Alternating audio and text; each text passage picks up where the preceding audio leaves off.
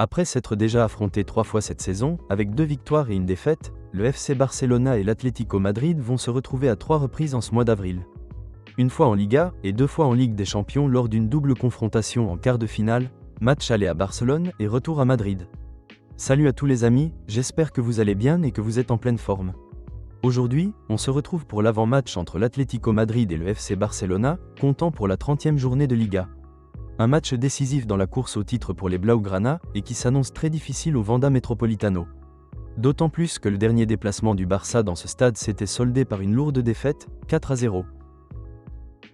Avant de commencer, je voulais revenir sur quelques actualités du FC Barcelone. Et clairement, la grosse information, c'est la blessure de Rafinha. L'ailier brésilien s'est blessé avec sa sélection et sera absent environ 5 semaines. C'est un énorme coup dur pour le Barça dans ce moment crucial de la saison. Il devrait notamment manquer les matchs face à l'Atlético Madrid, que ce soit en Liga ou en Ligue des Champions, mais aussi plusieurs rencontres importantes durant ce mois d'avril. C'est déjà la 3e fois cette saison qu'il se blesse aux ischio-jambiers. Une blessure souvent liée aux efforts répétés, surtout avec l'enchaînement des matchs tous les 3 jours. Et on le sait, Rafinha est un joueur qui donne énormément sur le terrain, notamment dans le pressing. Et justement, son absence risque de se faire sentir. Sous les ordres de Hansi Flick, c'est souvent lui qui déclenche le pressing du Barça.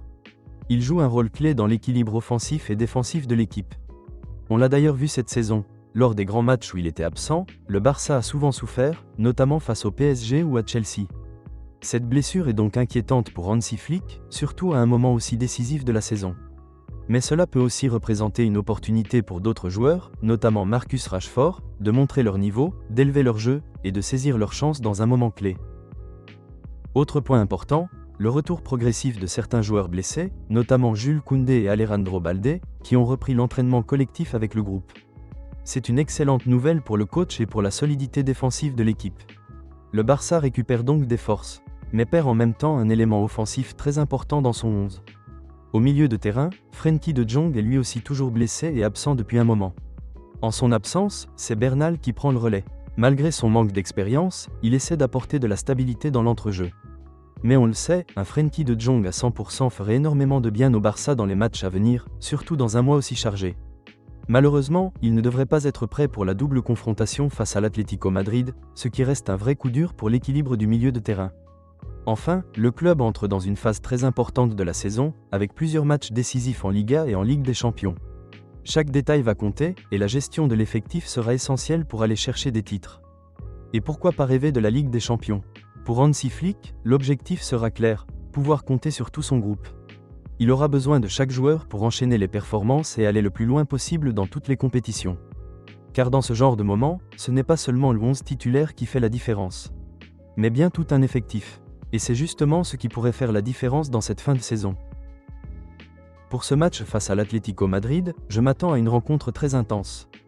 L'Atlético devrait rester fidèle à son style, un bloc bas, très compact derrière, avec des sorties rapides en contre-attaque. C'est exactement ce qu'ils avaient réussi à faire lors de la victoire 4-0 au Wanda Metropolitano.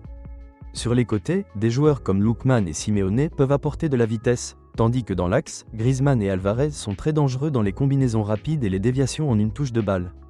Et il ne faut pas oublier le banc, avec des joueurs capables de faire la différence comme Nico Gonzalez, Almada, Baena ou encore Sorlos, qui réussit souvent face au Barça. C'est une équipe complète, capable de faire mal à chaque action. D'autant plus que défensivement, le Barça n'est pas toujours rassurant, malgré une amélioration ces derniers matchs, notamment avec Cubarsí qui revient à un bon niveau et Martin qui reste solide. Le Barça devra donc être très vigilant, surtout sur un point essentiel, le pressing. Avec l'absence de Rafinha, le travail sans ballon sera encore plus important. Rashford devra faire les efforts, ne pas se relâcher, et participer activement au pressing pour éviter de laisser trop d'espace à une équipe de l'Atlético aussi dangereuse en transition. Et maintenant, passons à la composition que je verrai pour ce match.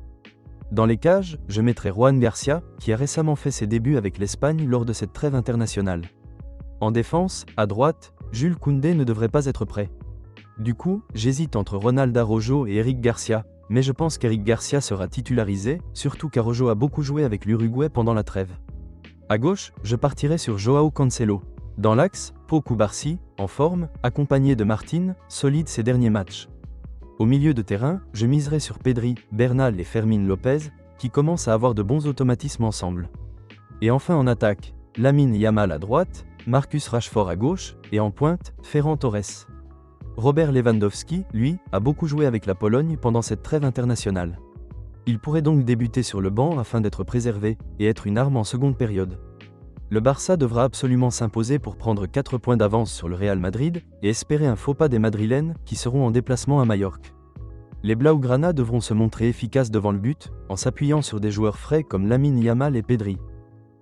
Personnellement, je pense que le Barça peut aller chercher les 3 points à Madrid. Maintenant, à vous de me dire en commentaire, quel est votre pronostic pour ce match? Merci à tous d'avoir regardé cette vidéo. N'oubliez pas de liker, de vous abonner et de partager si elle vous a plu. On se retrouve très vite pour de nouvelles vidéos.